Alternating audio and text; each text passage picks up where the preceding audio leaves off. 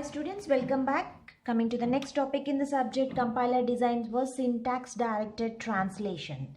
So this is one of the important concept. Let's see what is this syntax directed translation, SDT. So the main concept and the main definition of syntax direct translation is simply grammar along with some semantic rules.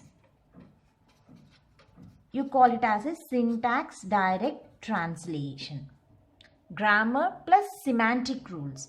Okay. So in syntax direct translations, along with the grammar is nothing but the productions, whatever the productions you are giving, means E determines E plus E1 plus E2 like that. So that is a grammar productions. So in syntax direct translations, along with the grammar, we associated some informal notations. So this you call it as an informal notations. Informal notations. So a grammar along with some informal notations like semantic rules, you call it as a syntax directed translation. So just take the grammar, whatever the productions they are given, that productions has to be added with some semantic rules. Those semantic rules are nothing but informal notations. So that combinedly you call it as a syntax direct translation. Okay. So you will understand while we are discussing the example. So don't be confused. So whenever they asked about what is a syntax direct translation, you need to tell that a grammar along with some informal notations like semantic rules, you call it as a syntax directed translation. So in syntax directed translation, every non-terminal can get 0 or more attributes depending on type of attribute. So just remember this point. Okay. So you will understand while you are seeing the example. So in syntax direct translation, every non-terminal. So non-terminal means you already know that the capital letter alphabets. Okay. That you will see in the productions.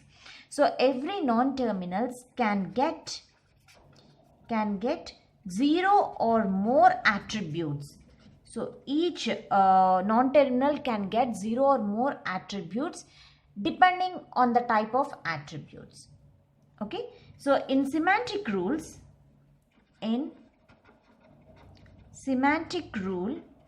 attribute is a value and can hold string, number or memory locations, whatever it may be. So this attribute can hold a string, numbers or memory locations or whatever it may be. So we are representing it as a val.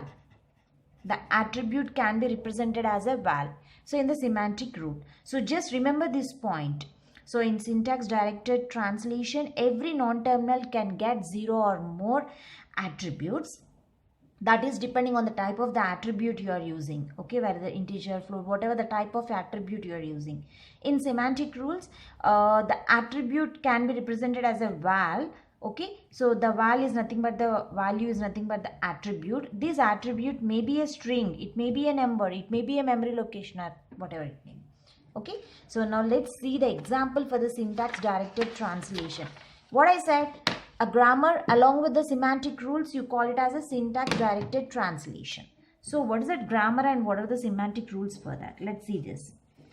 Here are the productions. Production is nothing but the grammar. Okay, and the semantic rule for that production. So combinedly you call it as a SDT. So just I am taking the grammar here. E determines E plus T.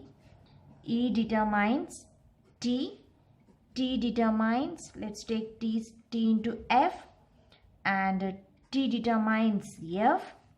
F determines number. These are the productions. So what are the semantic rules for these productions?